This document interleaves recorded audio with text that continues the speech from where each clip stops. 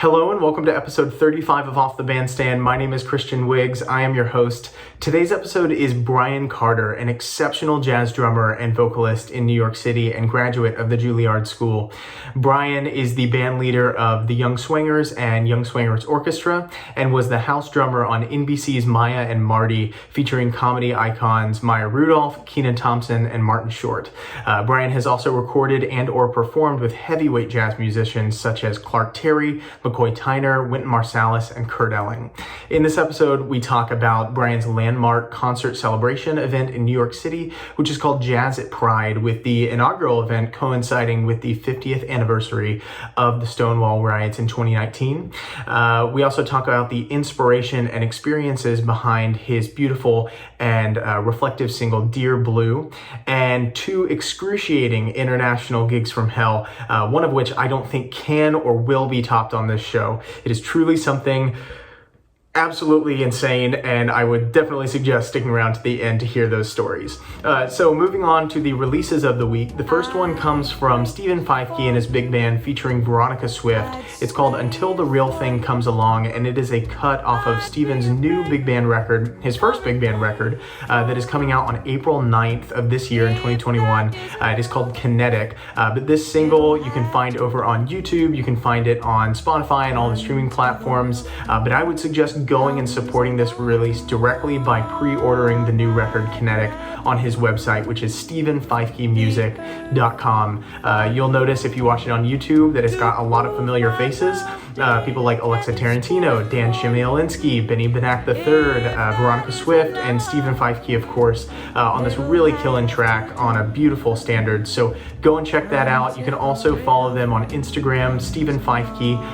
His Instagram is at Stephen Feifke. And then you can also follow Veronica Swift for a myriad of different reasons, but another one is that she has a new record coming out next week called This Bitter Earth. So go over to at Veronica Swift Jazz on Instagram to go and find out more information about that.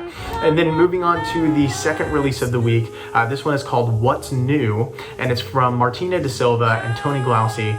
Those are two heavyweight names in kind of like the younger generation of jazz musicians who are certainly going to be household names that are here to stay.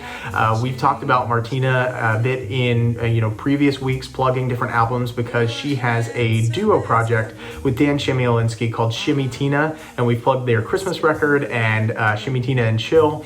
But here's one where it's got Dan Chmielewski, Martina Da Silva on vocals, and Tony Glauci, a really fantastic trumpet player who also is a great singer, and it highlights that on this track.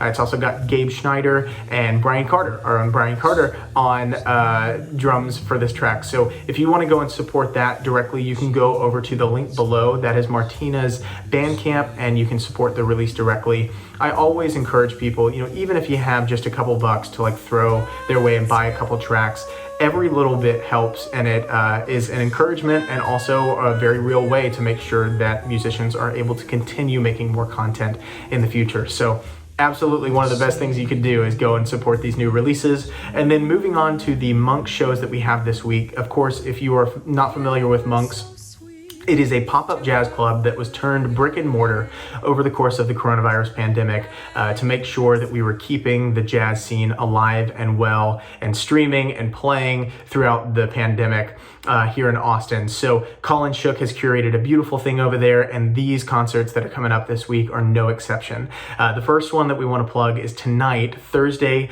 March 11th. That is the Elias Hasslinger Quintet. Sorry about that. Elias is another household name here in the Austin area, really fantastic saxophonist. So go and tune into that and support him. And they always have their Venmo and PayPal if you want to throw them some virtual tips. It's always appreciated. And then there usually is a Sunday evening show, but there's not this week on the 14th. But have no fear, the Austin Jazz Society Project Safety Net concert series is continuing on, and this Tuesday is going to be the Scotty McIntosh Quintet. That's going to be Tuesday, March 16th. All these shows are at 7:30, so you can tune in and catch those. And then if you miss it that evening, don't worry, they're all backlogged, or I should say archived, on the YouTube page for Monks and on their website, Monks Jazz club.com. So anyways, that is all of the announcements for this week. We're going to have a lot to talk about next week as well, but dive into those Monk shows, dive into those records, what's new from Martina da Silva and Tony Glauci, and then Until the Real Thing comes along from the Stephen Feifke Big Band featuring Veronica Swift. But for now, sit back, relax. I loved this conversation so much. Bryan is super easy to talk to, and it was just an absolute delight. So enjoy episode 35, Bryan Carter. This is Off the Bandstand.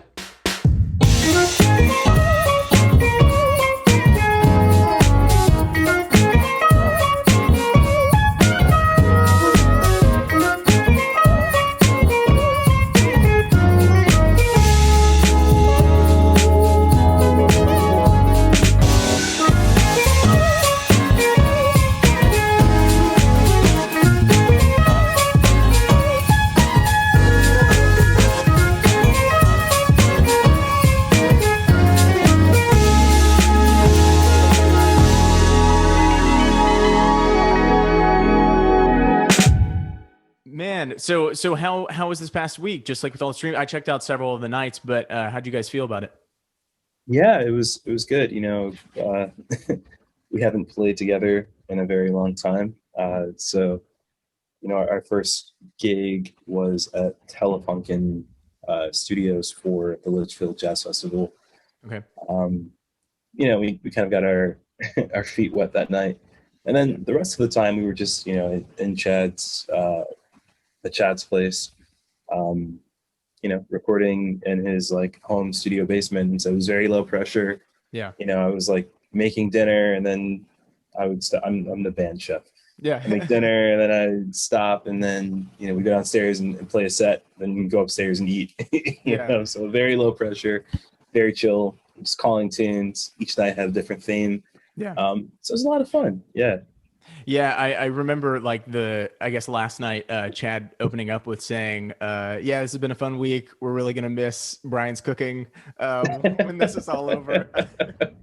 Last night we had braised short ribs. Ooh. Yeah, we had a grapefruit granita as an appetizer, and then flourless chocolate cake for dessert. Yeah. Come on, man. Come on. Yeah, we're going for it all week. Yeah. Well, that's also something that I'm curious about because, I don't know, I feel like a lot of musicians, for us in Texas, it's like Whataburger on the way home. I don't know if you know what Whataburger is, but like just like of course, man. Yeah. Okay, great. But just like grabbing fast food on the way home, not all of jazz musicians are exemplary chefs. And I saw some pictures on Instagram, and it looked I was pretty jealous. I was like nomming on some Domino's pizza shamedly. And I was like, yeah, that would have been better. That would have been the move. Where did that come from? Like when did you start cooking, and is that like therapeutic for you? Like what was the draw behind that? The funny thing is like I really never cook at home because this is just me. Yeah. But no, I enjoy cooking. I think it's therapeutic. I would make food for my family growing up, and then I got a lot of practice over COVID with baking. Right. So like there was a morning where we did like 7 rolls, and it's like I got that down now. I can do the baking thing. Yeah, for sure. Man, where did you come up? So I was born in Illinois, originally Southern Illinois. My dad was a high school band director, and then he took a university job at Northern Illinois University in DeKalb, Illinois. It's about 60 miles west of Chicago. So yeah, I grew up all over the state of Illinois. People think of Illinois and they just think of Chicago. It's really just it's a huge city, but the rest of Illinois is very vast. Right. Illinois could be its own country, really. For sure. Did you and this is kind of a jump pretty far into the future from just like coming up, but is the proximity to Chicago kind of where like some of the jazz idiom started to make its way into what you wanted to do? No. So again, my dad was a high school band director, so he, I was always at jazz band rehearsals. When I was a kid, the drummers who were around would be like Terry Ungully would come in, who's one of his former students, or Montez Coleman was hanging around.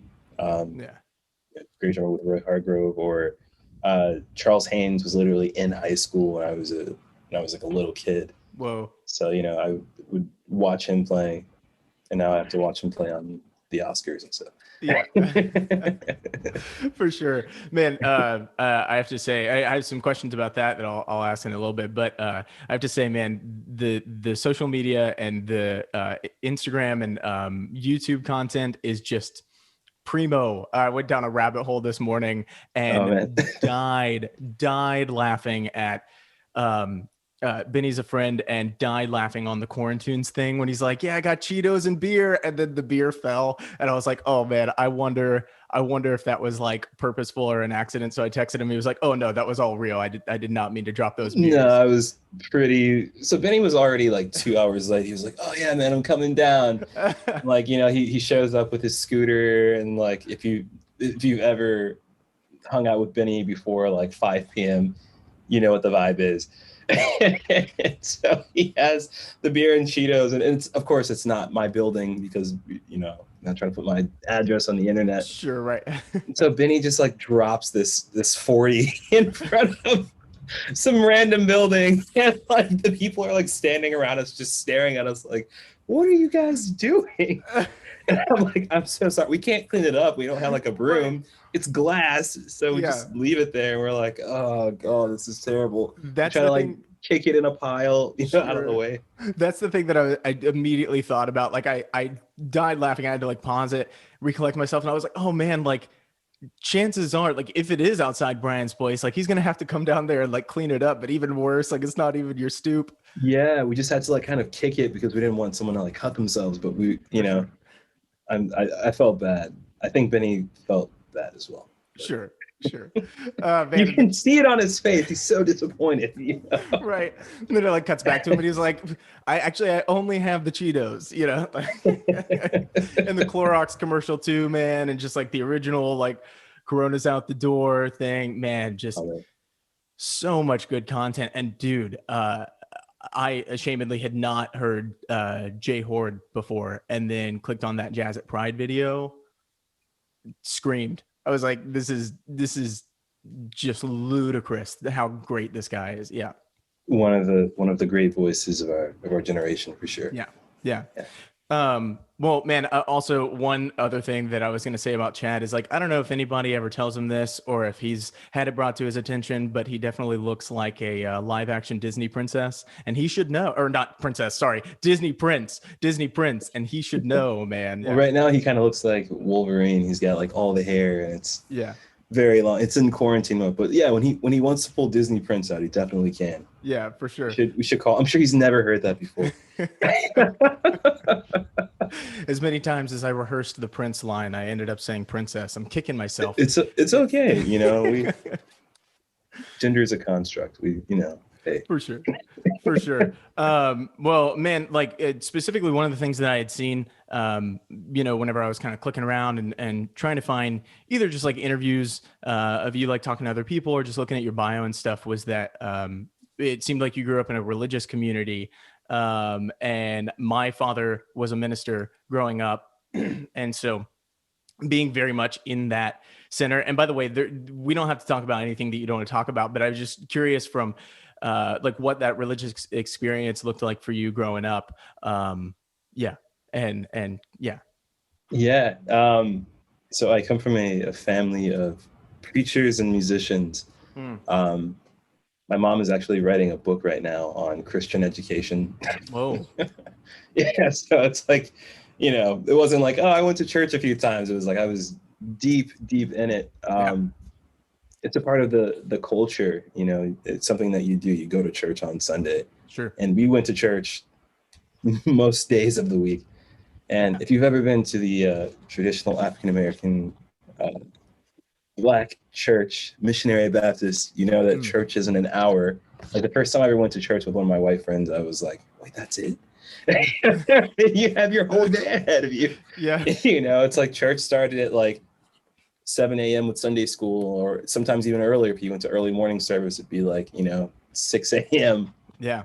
And then after that you have, so early morning service, then Sunday school, then normal service, and then a small break, and then sometimes there'd be like a special event service after that, for whatever reason. And so sometimes you'd be in church for like 15 hours, and you're like, wow, that was a lot of church. For sure.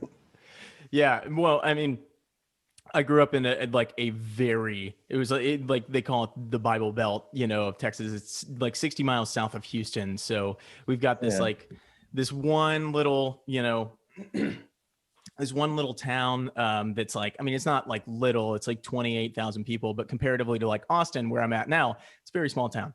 That was very, very different than the Austin vibe. And very, very different from really just like the jazz community vibe. Not to say that it's like, oh, the jazz community is like a bunch of heathens. Like, that's not at all what I'm saying at all. I mean, it depends on who you're hanging around. If you're hanging around Benny Benak, then I'll just check. For sure. It's like a shout out, man. Man, a very quick tangent was, on one of the, I guess it was the video of like On the Road with Veronica Swift, and then Shimmy was like plugging Circuit Kisser, and he kept trying to like put it on the screen. You kept like blurring it out. That was another thing that made me laugh this morning. But you can tell I tried to do my homework.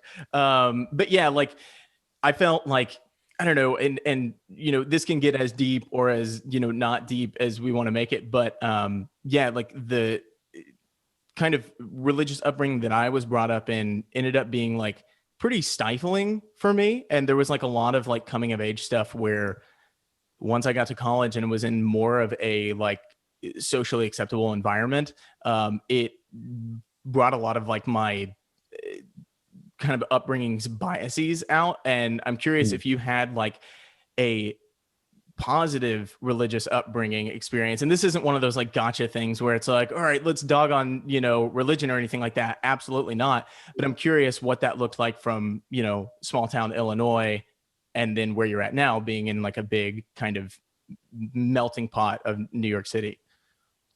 Yeah. I mean, if you take religion out of the equation, it's like already growing up in rural small town Illinois. It's not an open-minded place, right? Sure. I went to a Christian elementary school / middle school. Basically from 3rd through 7th grade, and it was extremely toxic. In every way that it could be. I had this conversation with friends a lot, about religion. Like without the church, I most definitely would not be playing music, today. Like that's such a huge part of me is that. Yeah. Right. The community part of it. But yeah, there was a lot of toxicity. It's hard to look back, in hindsight and say, did it do more harm than good? It's not a question that you can really answer. I think that me going to that middle school definitely did more harm than good. Sure. But I don't know if I can blame that on religion as a whole. But organized religion, it's not without its faults. It's the epicenter of judgment and agenda in this country. But at the same time, the basic principles of the religions themselves can be ultimately good and be ultimately positive. Yeah. But I don't know. I'm not one in this current state of myself, in this current incarnation of myself. I'm not one to try to stifle other people's feelings and talk about what they can and cannot do. I think that at its core, the very basic tenets of pretty much every religion to, be kind to one another and do unto others as you would want them to do unto you, and be respectful and, don't cause harm to people. I think those basic tenets are wonderful. Yeah. I think they're beautiful, but I think there's a lot of other things that get thrown in there that, are dangerous, are damaging, and can have sometimes a lingering, irrevocable effect on human beings. And I've seen it firsthand. So. Yeah, for sure. Well, man, I promise that it's not all going to be heavy hitting questions. Bro, I mean, that's fine. Play jazz music. Yeah, right. It's cool. For sure. Well, one of the things too that I was, I was like, man, he shouldn't be allowed to be this good, was that like your playing drumming is just ridiculous. I mean, you're like smoking those charts, smoking those arrangements on the 8-bit big band thing. And then just checking out like live streams too. I mean, like you bring the heat when you're playing, but then also your voice is incredible. Like what I first heard was you're drumming on like those records and those different projects of like other people that I had been like hip to initially, and then I started going down the rabbit hole and like checking out your other stuff. The first thing I heard you sing on was Corona's Out the Door, and I had like skipped through and I hadn't looked down at my phone yet, and I was like, oh, who's the singer that he has? And I was like, oh my God, that's Bryan. And then that led me to like all the other like singing project stuff that you do. So where did singing come into play as well? It all kind of started at the same time.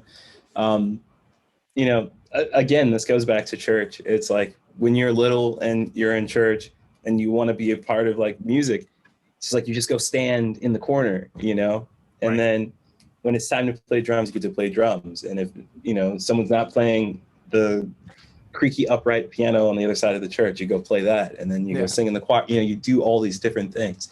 Sure. I always tell this story that's kind of, it's a little bit fabricated, but it's true at its core that like my grandmother used to be like, all right, baby, go give this note to the pastor, and I go and I hand the note to the pastor, and he's like, Brother Bryan's gonna bless us with the song, and I'm like, oh, deer in headlights. I'm like, I don't know how to sing. And she's like, the Lord will lead you, baby. He'll let you to it now. It's like, that's a part of it.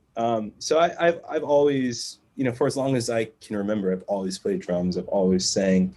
I grew up in an extremely eclectic household, where we would go see jazz. And, my mom talks about me being like 3 or 4 years old and, going to St. Louis Symphony, and I would sit there and watch the entire concert and just not say anything. People would be like, how in the world do you like make your child like sit through Mahler 5 and like not say? And she's just like, he wants to. I'm not making him do it. He asked if he could come here. He really wants to see the orchestra. Right. I played violin growing up, so like I grew up just around music, and I think most of my friends,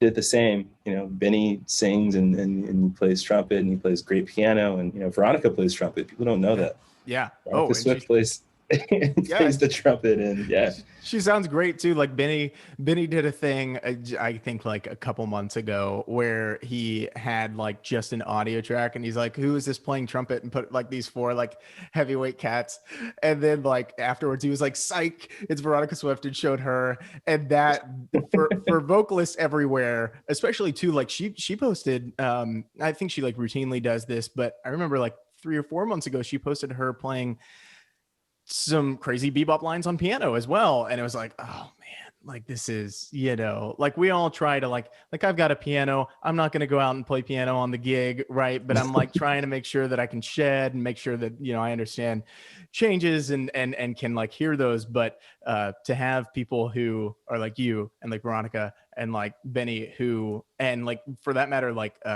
Shimmy as well, who are the master synth player as well as this ridiculous upright player. He bought his I'm going to put his business out there. He bought his 25th synth yesterday in the car. He goes, guys, I'm at number 25. Oh my God. We're like, I just like think about Anna, his girlfriend, and I'm just like, that poor woman.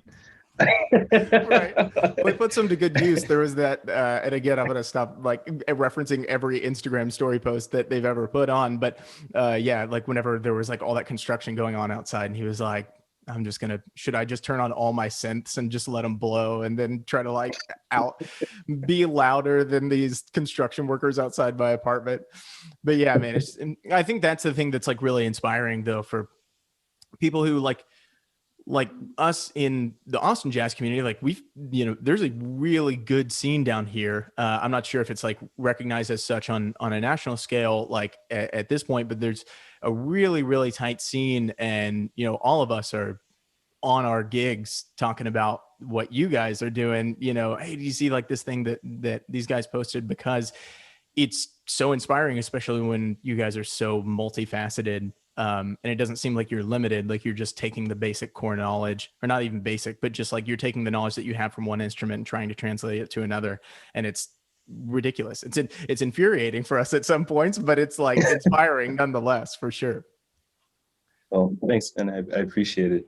Of course. And I love Austin, breakfast tacos and the food trucks and the hang. We were down there at Austin City Limits, but the venue, like not the actual festival, like pretty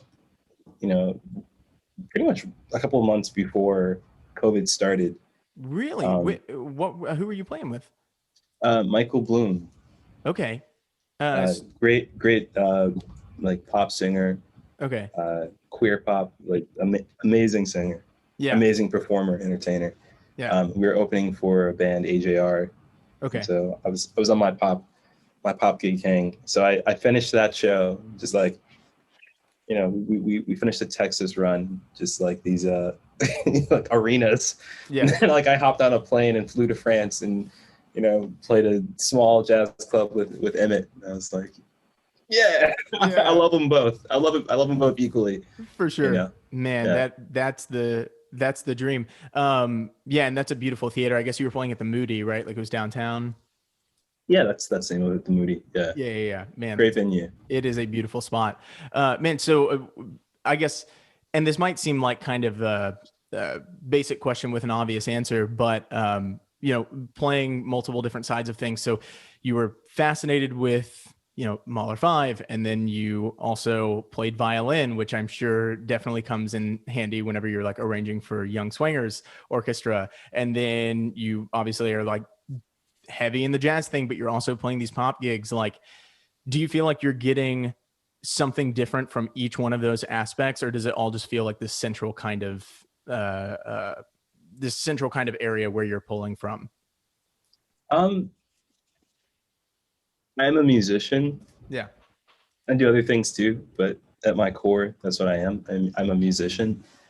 And to play any music with a certain level and degree of seriousness requires the utmost dedication. But in my opinion, I don't think that it requires blinders, as in you can't concentrate on anything else. Except for jazz, or except for the study of Western classical music, or Appalachian music, or whatever it is that you're studying. I think that you can love music. I think that you can play music, and that there's plenty of music to go around. When I was in college, when I was at Juilliard, I was pretty much told at that time that if I wanted to do anything besides, be a sideman and play like Spengling on a ride cymbal, then I've failed, and that I'm not a serious musician.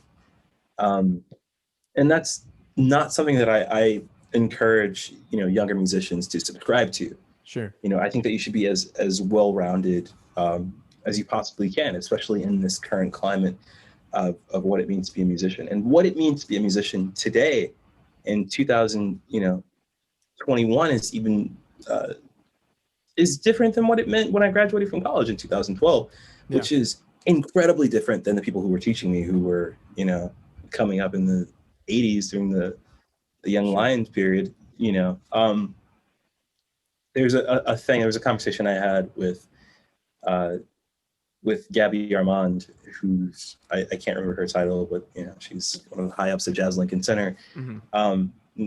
Before she was at Jazz Lincoln Center, she was at GRP and a host of other record labels, and she was telling us about like breaking in artists, Joshua Redman and Brad Meldau, and people that we know, and she was telling us how like on their first records, like they would get $100,000 in tour support, and they would get, you know, these crazy advances, and, you know, things that don't really exist anymore. But at the same time, it's like, you know, artists back then, or go to Tower Records and, you know, you buy a CD, you know, they were selling hundreds of thousands of albums as well. So, you know, that climate, it just doesn't exist anymore. Yeah. So for us to make YouTube videos and you know, for us to diversify our portfolios, we're making a conscious effort to be as successful as we can within the parameters of what it means to be a musician today. You know, and if that's not for everyone, that's cool. Like, if you only want to play jazz, you should do your thing. If you only want to play jazz from a tenure from 1957 to 1967, or from 1953 to 1960, sure, cool. Do what makes you happy. That's my thing. Yeah, for sure. It's funny that you were talking about the Moody, and that you played at the Moody, and then now that we're kind of talking about this in this capacity, because when I was putting out my last record, I think I had gotten that mentality of like, okay, no, I can't really be listening to a lot of other stuff that's not within the confines of jazz, or whatever, you know, specific facet of jazz that I'm, you know, aiming towards, which I would love to ask you about something about that. Cause the person who is, you know, kind of the conversation begins and ends with Kurt Elling for me, you know, not literally, but anyways, I remember putting together that record and just feeling like I was kind of hitting a wall with one of the original tunes that was very thematic. Like, I was trying to go for a much different vibe, because I grew up in the musical theater scene. And then that was kind of my first introduction to like standards, right? And then saw Take Six, and then saw New York Voices. And then it was like, whoa, what's that? This is like, I'm obviously much more like expanded, you know, harmonic version of these tunes. And so, but I really like, you know, indie folk music. My brother's in an indie folk band that tours. And so I was like, okay, well, I'm just going to turn my brain off for a night. I'm going to go see The Tallest Man on Earth, you know, at the Moody Theater. And it was at that concert that I got the idea for what I wanted to do, which ended up being the culminating 2 tracks on my last record. So I think to that point, it's like, you can do the thing where it's like a very narrow track mind of just like only within one genre, or you can try to pull inspiration from multiple different facets of all these different music, because it's all music, you know. But I would also say that I'm still guilty of feeling like anytime that I do listen to stuff that's not jazz, whenever I know that I need to be working on whatever the next project is, I do feel a little bit of guilt, because I'm like, well, I'm taking away from, you know, the time that I should be spending focusing on, you know, the ancestors, and like figuring out and trying to consolidate, you know, to the best of my ability, all of that knowledge and information, and then try to meld that together with something that is original, or making me feel like I'm contributing something and not just, you know, saying the same thing over and over again. But I do like that mentality of you kind of feeling like you can break free, and it's all just music, and just go pull from a lot of different inspirations.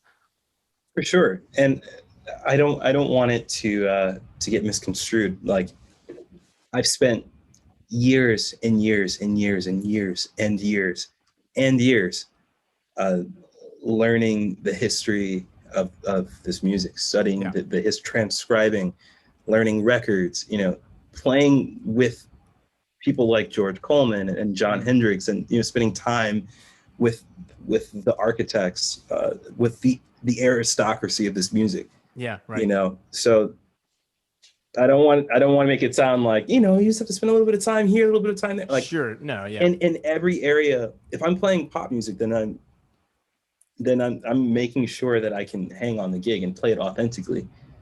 You know, I want to make sure that if I'm getting on stage, people aren't like, he doesn't really sound like he plays that, you know. Sure. And the same thing with jazz, or whatever I'm doing, you know.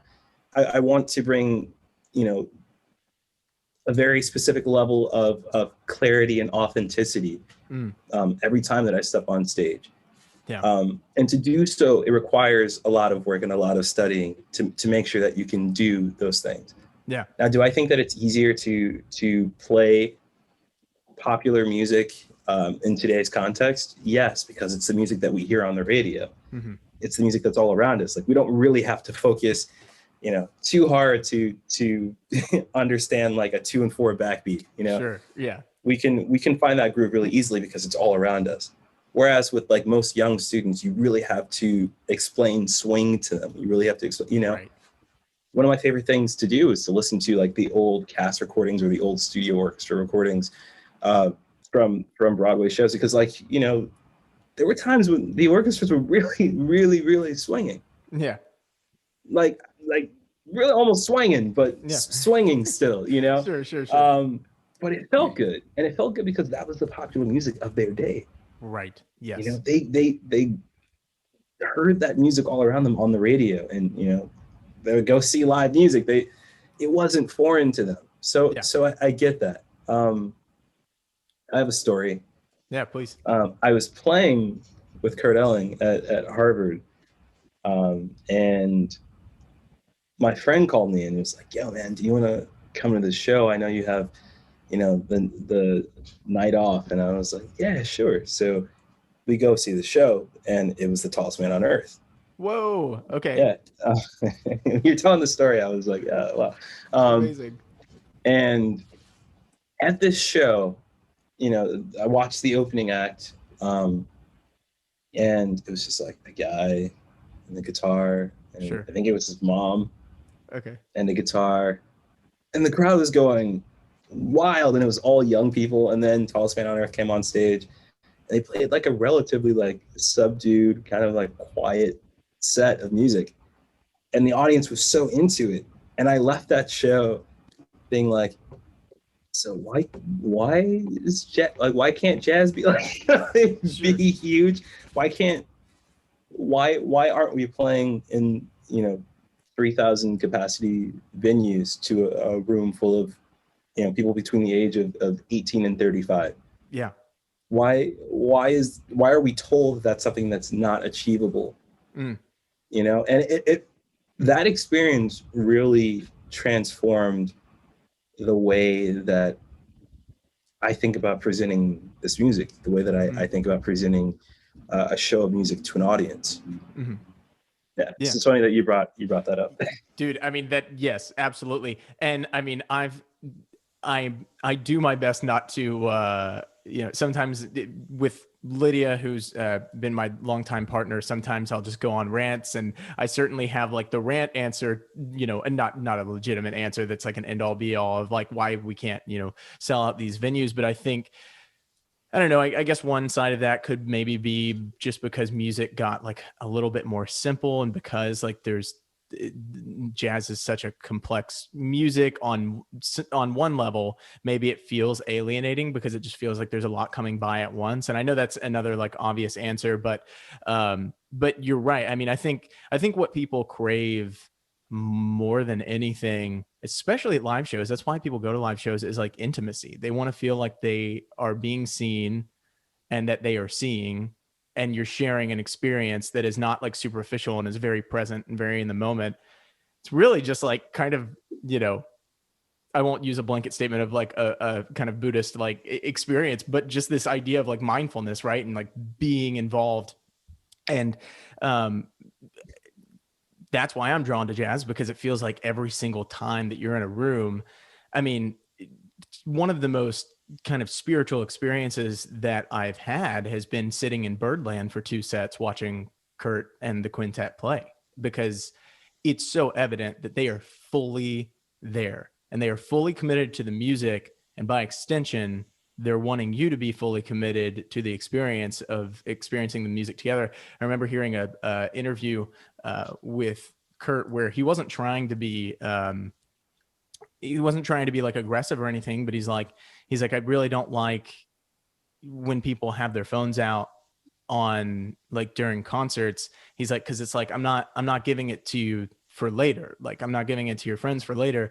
I'm giving it to you now. And when you put that in front of us, like there's a barrier. And he is, I think, like the master of like really connecting with people. I mean, that guy there's a line from a movie called Tommy Boy where it said your dad could sell a ketchup popsicle to a woman in white gloves. And I feel like he could do that, man. So tell me about your experience playing with Kurt. I mean, Kurt Elling is one of the great storytellers. He knows how, when you talk about that barrier, it's there in every single aspect of his show and of the way that he performs and the way that he wants to connect with an audience. I've heard him talk about the mic stand, and like, you watch him come out, and there are times where he'll use it as a device, but you'll watch him like start every show like coming out and like taking the mic off the stand and just taking the mic stand and moving it to the side of the stage. He's like, I don't want anything between me and the people. And even in the way that he uses the microphone, it's like, it's very much a tool to deliver the story to the people, and he's able to do that and to entertain. If we're not even talking about his gift and his instrument and we're just talking about the entertainment aspect of being able to tell a story and reach people on an emotional level. He's able to achieve all of that without crazy lights and massive production. He just needs a microphone, or he really doesn't even need that. He just needs the audience and a stage, and he's good to go. For sure. And I think that's, he was the first person to take me out, to really take me out on the world. He showed me, on the road, he showed me the world. Like he literally took me around the world, so I'll always be forever grateful to Kurt. But he's a genius, and he commands respect, wherever he is, whatever room he's in. Even if someone's not really into his thing, it's like you can't watch him entertain an audience and not be like, that guy knows what he's doing. So yeah, man. I mean, from a third party perspective, couldn't agree more. Just about all those things describing him, but it's super special to like hear that from somebody who has worked with him. Because I always just feel like he and all the people on the stand with him, Clark Summers, Stu Mindeman, John McLean, and like whether it's you or Ulysses or whatever, like everyone is just, like I said, so fully present and committed to the story that they're telling, right? Ultimate storyteller, like you said. Man, I wanted to ask you about Jazz at Pride, because I listened to that roundtable this morning, and it was just the most beautiful thing, like hearing people so resolved and comfortable in their freedom. And like the thing that one of the people on the roundtable, forgive me for forgetting his name, but saying, jazz is freedom. I think he said like jazz is freedom, pride is freedom, right? And I was like, oh man, that just feels so good. And talking very openly and honestly and kind of in a raw way of struggling and finding that comfortability in themselves and finding acceptance through community. What did the Jazz at Pride like project concert look like from the initial thought of it to actually realizing it and having it happen, like to the actual event?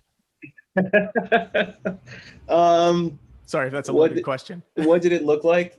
Well, let's see. I conceived of the idea in maybe like January, and I called Alfonso, who's the person that you were referencing the video, and I was like, man, I think I really want to try to put this together. New York City was setting up for its first World Pride, and then also within the city, we're celebrating the 50th anniversary of Stonewall riots. So it's it's Pride 50, the 50th Pride. If you are listening and you're not familiar with the Stonewall riots, it's largely considered the catalyst for the gay rights movement.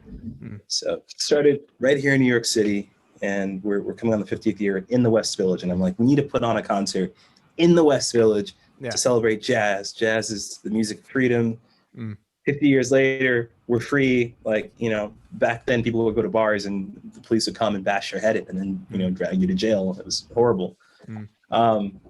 And, it started with like, okay, this is, if you talk to any of my friends, this is how my ideas usually start. I'm like, yeah, I mean, we can just put a small band together, invite some singers, okay, yeah, I mean, maybe now, what if it was a big band? Well, I guess if we're gonna have a big band, we should add a tier of strings. We're gonna need at least 2 bassists. Chris, do you have a new synth? Bring that in. Okay, I guess I'll orchestrate 30 chart. It just keeps getting. We should get PBS to film this. Let me call PBS. I think they'd be into it. It just kept getting bigger and bigger and bigger. By the end, though, I was very, very stressed out. Shout out to my assistant during that show, Robert Lautrec. I'm sure I was a nightmare to deal with, but I'm really happy. Musically it was fine. We had a great time. It was a really fun night. But I'm really happy that we were able to make that statement, because I've gotten countless messages from people who are gay, lesbian, bi, trans, confused, struggling, maybe, I don't know, or their brother, their sister, or their family, are dealing with issues, and they're in either the jazz community or the music community, and they don't feel safe. And the environment that they're in, they're afraid to talk to their friends. They're afraid of what their band directors will say. They're afraid of,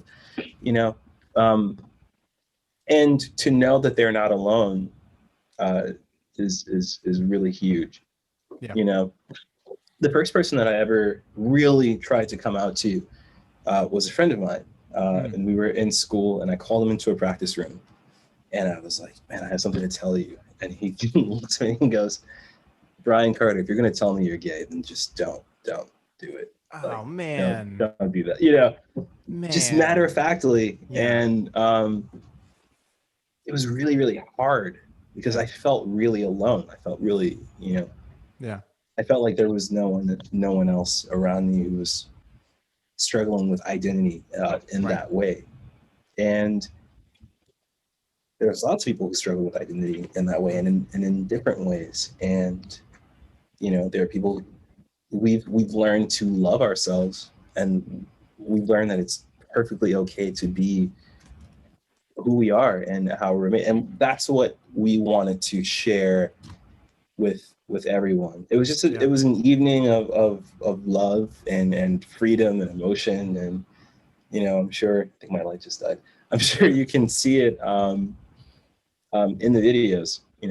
We're having a good time. So beautiful, man. And man, I'm so sorry that was like an early experience for you too. I mean, I feel like we hear so many stories about that. And I kind of a callback to my hometown, and I by no means mean to like say anything bad about my hometown. There's like some really, there's people there that are beautiful people, but just, have biases that are so deeply rooted into tradition, that it's like really hard to get that stuff out. And for me, at times it can be really hard to like even have conversations with those people. And it's like one of those things where I want to like write them off. But then at the same time, it's like, well, then that just furthers a divide, and kind of having to try to reach across the aisle, but not indulge or like, give any validity to like that kind of behavior. But one of the things about that hometown was that, like I said, we had this really strong musical theater, like community musical theater. And it wasn't just like, some outdoor stage, with a few lights on there. It was like a legit theater with really, really amazing, like the arts community down there in my hometown is super rich. But you would have all these people who, whenever they're not in the theater, like, being a patron watching the show, they're going to say some terribly, terribly homophobic things. And then they go in and then they appreciate the, small community of people who are part of the LGBTQ, identity. And then they're like, "Oh, that's great. Thanks for like giving me your art." And then like have these biases as soon as they walk out the door. And it just, that was one of the things too, just getting into like the Austin area of being like, wanting to challenge these things. I had a lot of like thoughts that whenever I was younger, never quite made sense to me with the vibe that was going on. And I wanted to push back against those thoughts. But then, and this is kind of why I asked you about the religious thing, because that was used as a weapon, you know, for them to say like, well, you know, yeah, Christian, like we, you know, they would always say, what is it? Love the sinner, hate the sin. Right. It's like a nice buzzword. And I was like, this never quite made sense to me, because it's like, how can one tiny detail about, you know, or not tiny detail, but, you know, how can this aspect about a person be the only thing that turns you off from them? And otherwise you would, you know, welcome them in fully. And so I would have all these thoughts and then try to push against it. But then they would say, oh yeah, that's, you know, the enemy or whatever, you know, personified thing they wanted to say that was like pulling me away. And so, you know, that's why I'd kind of asked you about that. Cause getting into Austin, I was like, oh, I'm starting to have like my own, you know, genuine original thoughts, and I'm feeling this pressure to think a different kind of way. All of that, a very convoluted, big roundabout way of saying like, I'm sorry about that experience, but one of the things that I'm like, yes, this amazing is stuff exactly like that, like jazz at Pride. And I feel like jazz is the people's music, and it came from Black people. And, you know, that is something that is another source, you know, and again, I don't want to be like a white guy that's like talking about, you know, overstepping boundaries, talk about certain things, but like, that is like one sense of freedom, which is why I liked that he had said, you know, jazz is freedom and like pride is freedom. And to see those two things come together in this like super all encompassing, welcoming and validating way of like, you know, you yourself are enough, there's nothing wrong with you, and like be part of this family. I think that's why jazz is such a draw for me. And I'm like, yes, this is the love and everything that I was taught growing up that I want to see and I want to be a part of. And it, you know, I'm sure, you know, many more experienced people than me could say this, but there's certainly bigotry or certain prejudices in every organization to a certain extent, but it just feels like jazz is like an amazing, you know, hub for where the light kind of outweighs the shadows, you know? So. For sure. You know, the thing that I've come to terms with is people are going to find fault and they're going to find evil and whatever else in everything, you know? Yeah. I mean, you understand it if you grew up in, you know, strict Christian, you know, or you know what, I'm going to get political, in strict Christian religious environments, you know, where Harry Potter is evil, so you can't, and Pokemon is evil. We have to have a boat burning, and we have to burn the Pokemon cards, and see it's you like at the pole, yeah, like that whole thing. What is going? What did Harry Potter do to you? What did Dumbledore do to you? You know. When I was in high school, you know, you weren't allowed to take, you know, a person of the same sex or gender to prom, like, or to school dances. Like, that wasn't allowed. You know, I had a friend who wanted to go with her friend, and they would not allow that to happen.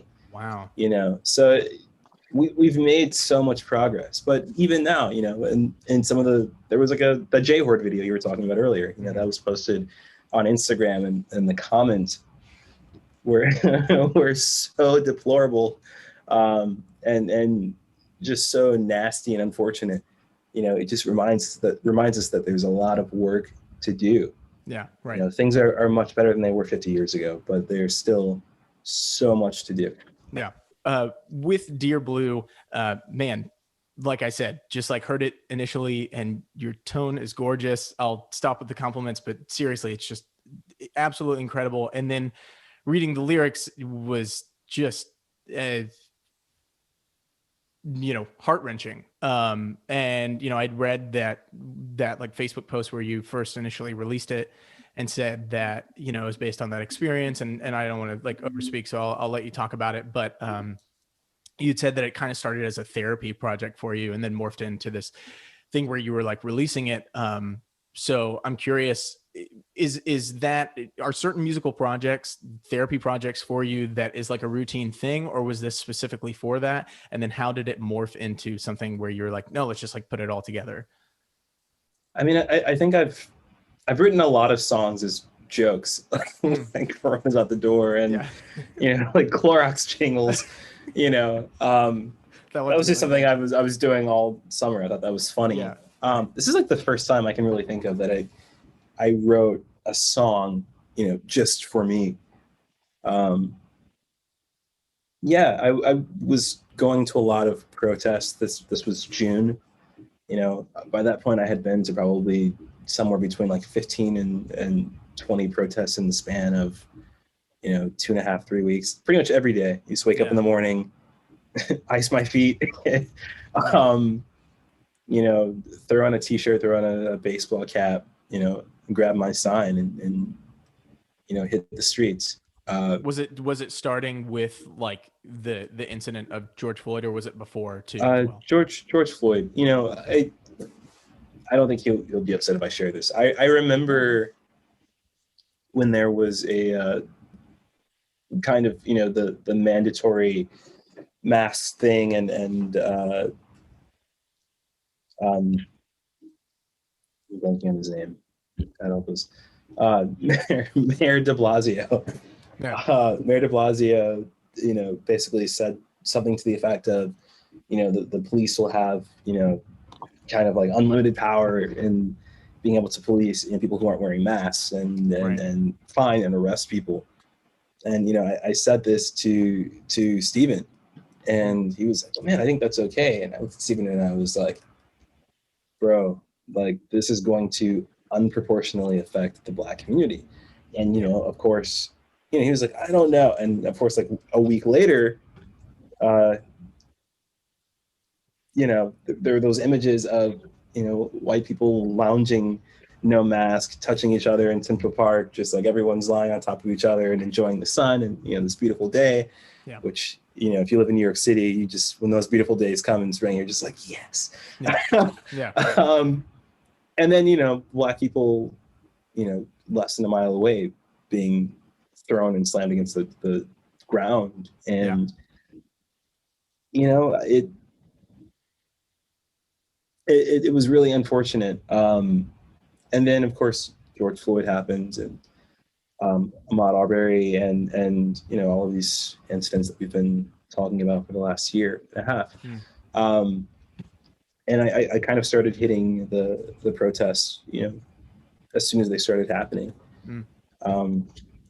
And yeah, after one of them, I was walking home. It was, you know, there's the mandatory curfew in the city. And I stopped by the grocery store and picked up, you know, something quick for dinner.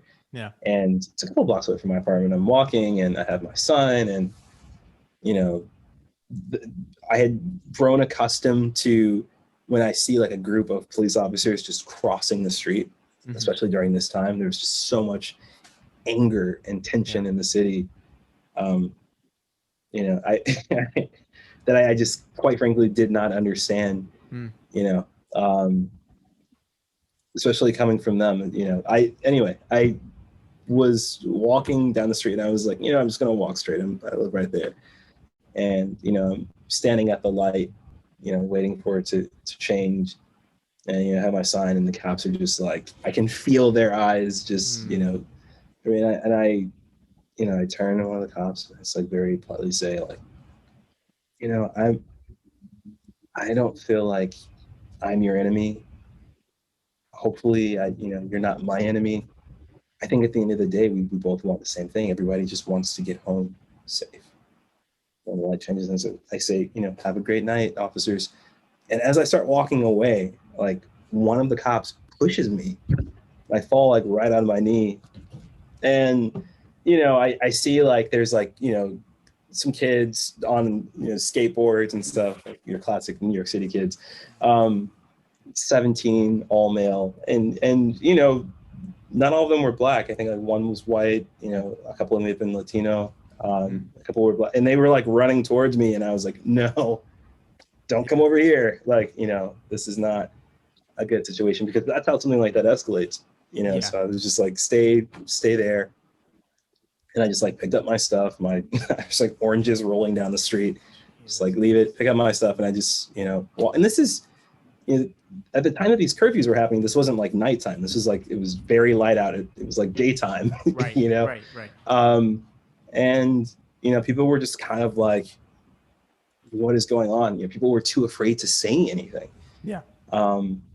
and it was really frustrating because, you know, in that moment I want to get up and I want to, you know, push someone back, but also like I don't want to end up, you know, at that time people were being like disappeared. They were just like waking up having no idea where they were, like slammed in vans and like, you know, or end up with like a broken arm or, you know, broken hands or, you know, anything.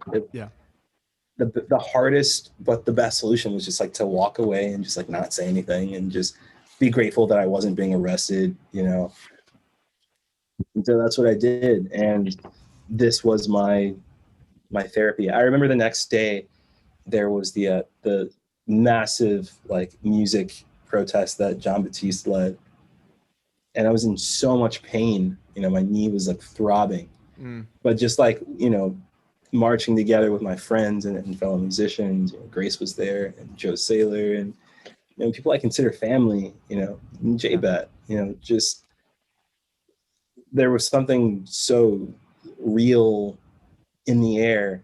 And you felt it other days too, but especially when you incorporate, you know, music into the equation, and it becomes something else. And I came home and I started writing that song, and 4 days later it was out. Yeah. So whoa. Like, and it was the original one, like the actual track that's out like on the LA Reserve thing, or was that just the one that you put from like Live from Home? No, so the original one was the one released by La Reserve, and it was for their compilation album that was going to benefit, you know, whoever it was raising money for and benefiting. But yeah, I wrote the original sketch, which was just like piano, some programmed strings, some like hand claps and very light percussion elements, and just like me singing it down. And I sent it to my friend Lucas Pino, and a great tenor player. And Lucas and his wife Roxy, Roxy texted me and she was like, "You have to release this." And I was like, I don't know. And then literally that day, you know, Matt from La Reserve, Matt Block, texted me and was like, "We're putting together this, you know, compilation album. If you want to write something for it, or you know, whatever." And I was like, okay. You know, and I was like, is it cool if we release it a little early for Juneteenth, which was like that week? And he was like, it's a little tight, like, you know, we won't get to work it, like, you know, it's really, really tight, but sure. And so that's what we did. It's, I think, less than 72 hours from the time that like I started on that really, really rough demo until like a master was sent to Matt and Jacob. And like you can hear it in, you know, and even in my voice and the way I'm singing, like I'm like choking and crying through it because I was really, really upset. And even after it was out, like I couldn't listen to it for at least a couple months because it just like, you know, this past summer was just very, very frustrating for me. You know, and it was a lot to process. So, man, well, it's an absolutely beautiful track. And like I even sent it to, you know, without saying like who, I sent it to people who are close to me who maybe I am having a hard time seeing eye to eye with them, being like, listen to this, because like it's very like real kind of account of like, you know, it's easy to get on board with a certain argument or try to play devil's advocate on something when you don't know the people who it's happening to. And it was kind of like, listen to this, because it like, especially too, I think it's amazing because it's the lyrics are convicting, but it comes, and I don't want to speak for you, but like for me in my interpretation, I was like, this feels like a very,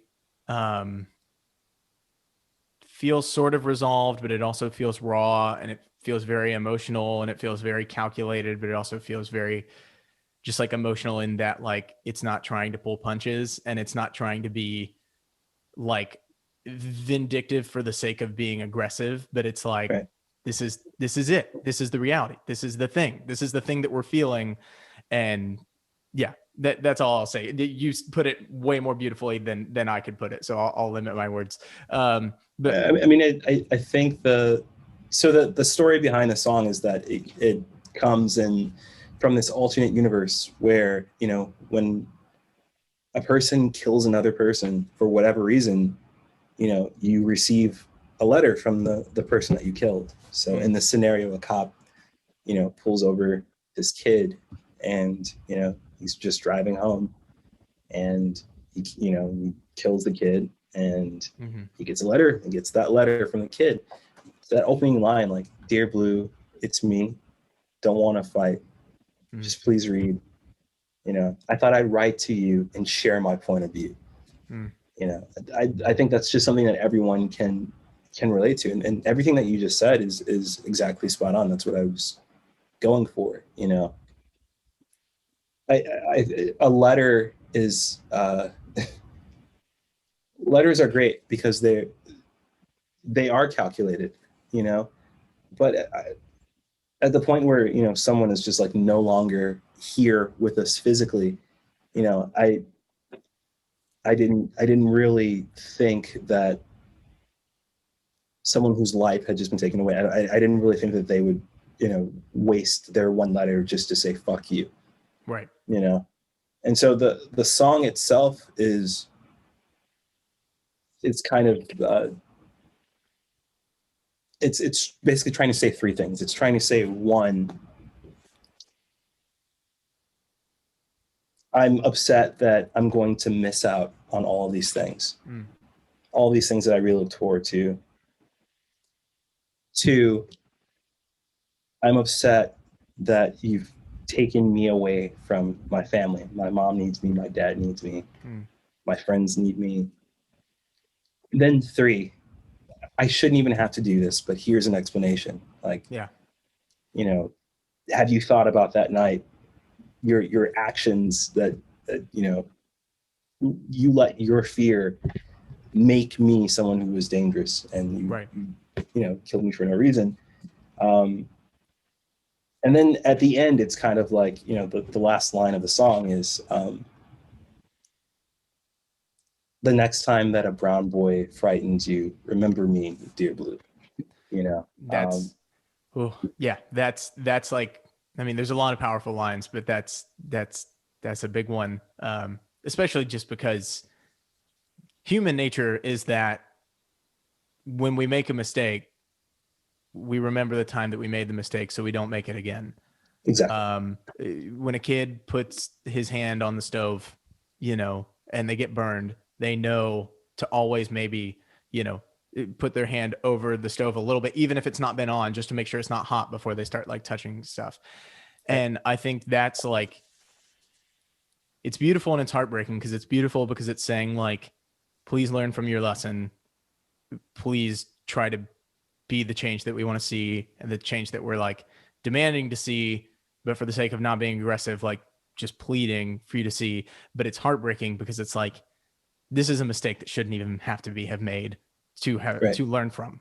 So like you said, you know, like that thing of where I'm having to explain it to you, but I shouldn't have to do that. Right.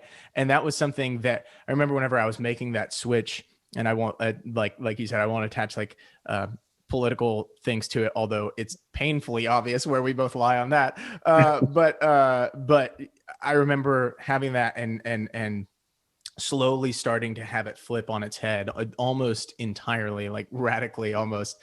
And I remember wanting to ask questions, and like there was one scenario, which I feel comfortable sharing. There was one scenario where me and Lydia she went to UT here in Austin, University of Texas. And we were walking down to like the library for her to study. And I was going to like, just like return emails for gigs and stuff. And we were walking by this person who was walking faster than us. And as they were walking by, they had this like really, really interesting accent. And I like could not place it. And I was like, oh, that's so interesting to me. And I didn't like chase after this person, but I like told Lydia, I was like, oh man, I almost want to ask that person like where they're from, because it's so interesting to me. And she was like, I get it. I get like your curiosity, but like she doesn't owe that to you. And that kind of can feel like very like you're putting someone under a microscope, like, oh, for my pleasure, for my enjoyment. And at the time I kind of fought against that in my head. I mean, I didn't like argue with her, but I was like, no, but I'm just being curious. Like, I don't mean anything bad by it. But then like that kind of started to seep in later on of being like, we should advocate for the things that we want to see happen. But just because we want to advocate for them doesn't mean we owe it to somebody to teach them right from wrong, especially whenever things are so clearly unequal, you know? Right.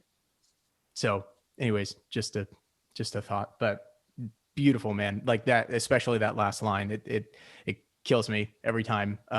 You know, and for me, I can only imagine, you know, people who actually experience that, listening to it, how much more it means to them. So thank you for writing it, man. It's beautiful, and it was needed. Thank you. Of course. Thanks. Well, man, I want to be respectful of your time. We've been going for about an hour, so I'll ask you, you know, the last two speed round questions. The first one is if there's a record or a track or anything that you would tell listeners to go and listen to, like right now, other than Dear Blue, like that maybe is something that is one of your favorite all-time records, or just something that you're listening to this week of jazz or any genre for that matter. What would you suggest people to go and listen to? Oh man.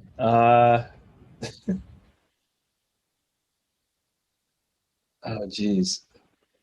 What I tell people to listen to? When will this be out? In 7 days, next Thursday. Oh, next week. Okay, so a week. I tell everyone to go listen to the new Veronica Swift record. Dude. Yeah. We worked hard on it, and Veronica's singing really well, and Emmett and Yasushi, and yeah, we had been on the road so much leading up to that record, and it was fun to lay it down, and then literally as soon as we lay it down, have the world shut down. Yeah. So go check out the new Veronica Swift record. Yeah, man, it is. Oh man, it's so good. Like, man, one of the arrangements that I listened to the other day, like I like to listen to music while I'm playing video games like Call of Duty or something, just because Call of Duty is something where I can just like go on autopilot and I can really try to focus on the music that I'm listening to.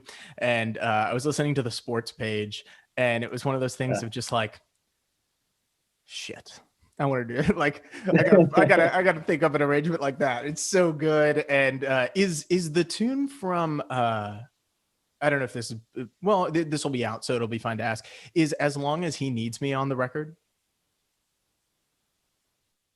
I can one, I don't know if I'm allowed to answer that, and two, honestly, I really don't remember what we recorded. Okay. I think so. Okay. Yeah. Did we record that? I don't know. I just remember seeing her with Emmett's trio. I think it was Russell Hall and Kyle Poole were playing with her. Like, this was back in January. I was there for Jazz Congress. And she was playing like a lot of stuff that she said might be on the next record. And so that was one of them. And it was just, you know, Oliver was my first musical in my hometown. So that's why it was like specifically nice. Is As Long As He Needs Me on the record, or is it on the first one? Is it on the first one? It wouldn't be on the first one, I don't think. Wow. Okay. Well, that tells you what I know. I don't know. I don't want to make any promises. I'm not so sure. That's totally fine. But it's a surprise. It will be out, and I think it comes out in like a week or two. So. Okay. Good deal. Yeah. Well, and then the last question is, this is my favorite. We all have like gigs from hell where things go totally sideways. Can you think of a time that was exceptionally just like, what the hell is going on? You know what? Stephen told me that you were going to ask this question. Oh man. Okay. And he told me to tell this story, but actually I'm going to tell two stories. Okay. I think of two that tie equally for worst worst gig experiences. The first one was a tour I was doing with a person who I shall not name. Sure. But he called me and he was like, "Man, I'd really love for you to come on the road with my trio." And I was like, "Cool." And he was like, Who do you like on the other instrument?" And I was like, "I really like this person." And he was like, "Okay, cool. I'm gonna get them." And I started getting messages from people on Instagram from like Russia and Ukraine. They're like, "We're so excited to see you. We're so excited to see you come and play with us." And we love, and I was like, "Wait, what?" Like, I'm just a sideman. Like, I'm just playing, but thank you, and then somehow I got a message of like one of the posters that was like, "Bryan Carter on tour, plays," and it was like setting me up as the headliner. And I was like, this is not what I agreed to. So I started looking up all the show dates. Thank you, Google Translate. And not only had this person sold the entire tour under my name, but he attributed a theme to each show. So it was like Bryan Carter sings the music of Rachel. Bryan Carter does the music of Sam Cooke. Like, that whole thing happened. And so like, we had a joint call with this person, myself and my manager. And I was like, this is not, okay. And like, obviously I'm not doing this tour. And if I am going to do it, then I need to be paid X amount of money. I need to be paid a leader fee. And I need like these stipulations. And, it's like, okay, I'm really sorry about the misunderstanding. Or like, there's no misunderstanding here. Yeah. So, he offers to, to make it up to me. He's like, he calls me the day before we leave. And he's like, "Man, I want to come by. I want to pick you up tomorrow. And you can ride with me to the airport." And I was like, cool. So we're in the car. We go to the airport. And as we pull up to the airport, I'm getting out the car and I'm like, "Don't you want to park the car?" And he's like, "Actually, I won't be coming with you." What, dude? He dashed on his own tour.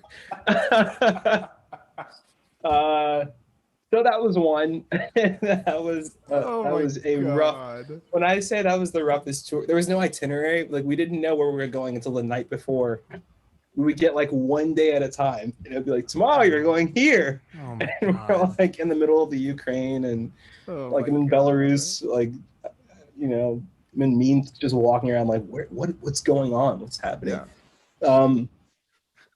And my second horrible story is like another. This one's more of a travel story. Was headed to Australia with Michael Feinstein, and I was flying by myself from New York. Everyone else was flying from Los Angeles. So the first thing that happened was I met Newark. I'm getting on the flight, and out of nowhere, like this torrential downpour just starts happening, and it's like rocking the plane. And they're like, "Okay, we're gonna get everyone off the plane." All right, so everyone gets off the plane. We deboard, and then it takes another like 2 hours. And so we get on the plane again, and then a fuel truck breaks down behind the plane rather, and we're not able to turn on the plane, and we can't deboard again, because if we deboard again, then the flight's not happening. So we sit there in like smoldering New York City June heat. Oh my God. And it's horrible. We sit there for like 4 hours. And so then finally we take off. They tow the truck away. We take off. We land in San Francisco. That was my first connection. And, I make it to the gate, and the gate is just closed. And I'm like, "Can you just open it back up? I literally watched you close it. I was running, toward you." And they're like, "Very sorry, sir. But, we once we close the boarding doors, they cannot be reopened." So like I go to the United help desk, and I'm like, "Look, I'm got 1K, like I need your help." And they're like, "Well, sir, yeah, we can get you rebooked on the next available flight." And I was like, "Which is when?" They're like, 23 hours and 55 minutes from now. Oh my God. No. There's one flight to Sydney out of San Francisco on United per day. So I was like, "Oh, awesome, great." So I book a hotel. I go to the hotel. I spend the entire day there. Come back. Ironically, I'm sitting next to the same guy I was sitting next to on the original flight. Oh wow! And he was like a med resident, and we were just like laughing it up, having a good time. I definitely wasn't hitting on him, and we take off, and we're having a good conversation. And one of the flight attendants, she comes and she's like, "I'm sorry, did I overhear that one of you is a doctor?" And I was like, yes, I am. And she was like, no, seriously, we need some help. And so the guy's like, okay. And like a few seats in front of us, this passenger's like, I don't know, he's like grabbing his chest and, having a moment. And, we're all just like kind of getting up and like moving away. And they're like, everyone, if you can stay seated, stay seated. But, everyone else, please, let the doctor work. And, the doctor asked for a, the emergency kit that they keep on board. And, he like stabilizes the guy, and the guy's like, I'm cool. I'm all right. Gets him some water. The guy's daughter is there on the flight with him. Yeah. She's like crying. She's like, Dad, are you okay? And, they're going to go get the captain. And then like the guy passes out again. And like, again, the doctor guy was working on him, and he's like, gets him talking again, wakes him up, he's moving again. And then the third time the guy goes out, and the doctor is like working on him, and he's like, okay, I'm going to start chest compressions. And he's like, it's full on television. Like, Oh my God. As calmly as I've ever heard, the guy goes, okay, cool. Time of death. And then like, we're all like, oh my God, no. How, what? And like the daughter is just like, really sad. And it was really, really horrible. And the flight attendant goes, actually, you can't call the time of death. The pilot needs to do that. And so the pilot comes, looks at the doctor and goes, is he dead? No pulse? And he's like, yeah, he's dead. And he goes, okay, time of death. And they say whatever time it was. And they pull a blanket over him, and they kind of move everyone away. And we finish out the flight to Sydney. The plane lands. And then... So wait, he died mid-flight? He died mid-flight. Jesus Christ. Oh my God. And God. The plane lands in Sydney. And as I'm deboarding, whoever investigates these things, they want to speak to me because I just witnessed someone dying on a flight. And so like I speak to them, and I end up missing my next connection because I had to speak to whatever law enforcement agency that was. And then I go to the Qantas airline desk, and I tell them this very long story that I've told you, and they're like, yeah, okay, right. And so I had someone from United call over, and they were like, yeah, this really happened. This is some crazy stuff. And so I got booked on another flight, a few hours later. At this point, it's been like, over 48 hours of traveling. It's just been an insane days. And yeah, we finally land in Adelaide like a full 2 days later than, when I was supposed to land. And someone meets me at the gate, and they're like, don't worry about your luggage. We don't have time. Just hop in the van. I like wipe the airport slime off my face. I throw on a suit, and yeah, we did it.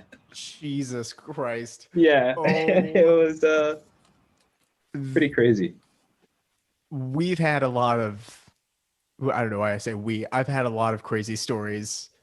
There is no crazier story that has happened or I think will happen on this show. We've had people who were like kind of, mildly held against their will by the cartel, playing a gig until 6 a.m. and then the trombone player had to go to a church gig immediately after and play piano.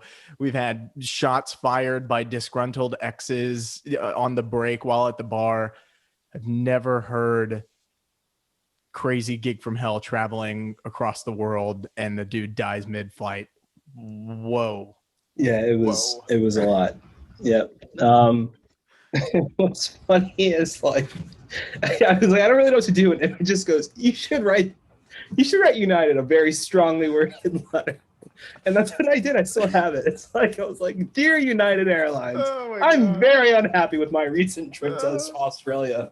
Well, and they were just like, here's a free drink. Your next flight, God. I almost wanted it to be Delta because there's that John Mulaney joke that he has where he's like, they have a jingle because we're Delta Airlines and life is a fucking nightmare. Just like, but it was United in this case. They're all, Dan and I are both, travel points, credit card whores, and he's Delta and I'm United, and we're constantly feuding over which one is the least terrible. I won't say the best because they're both awful, but which one is the least terrible? And yeah, it's a conversation that we have a lot. Also, I don't like to fly. Oh, really? Yeah, I do like 100,000 miles a year of flying, and like I just I don't like it. Yeah.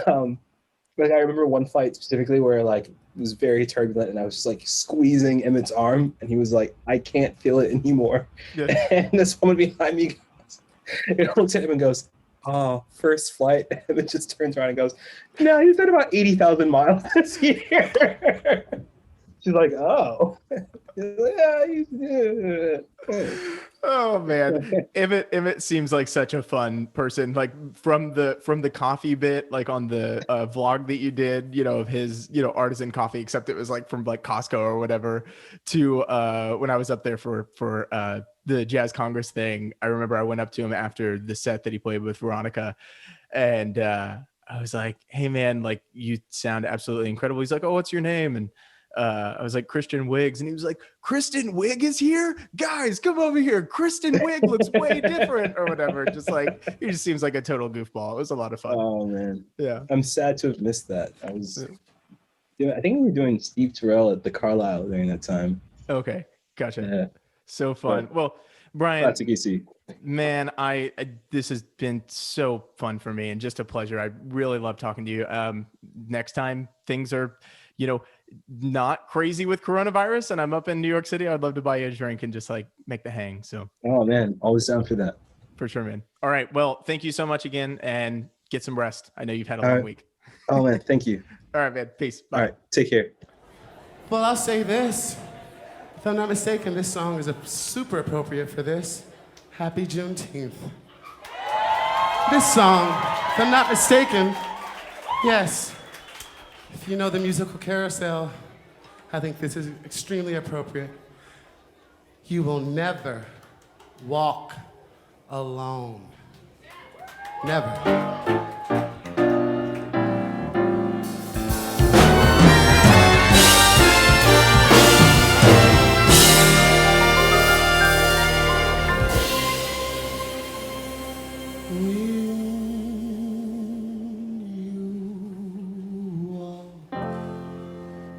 Through the storm, hold your head up high and don't be afraid of the dark. At the end of the storm is a golden sky and the sweet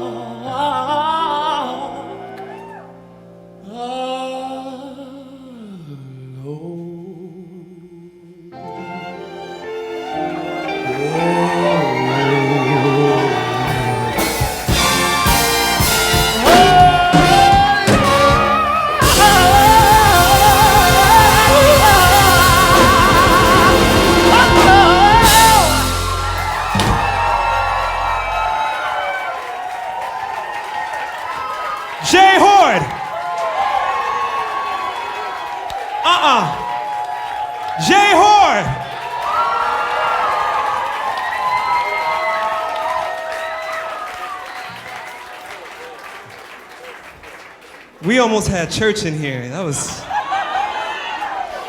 Okay, we did have church in here. It was a different kind of church. Oh my God.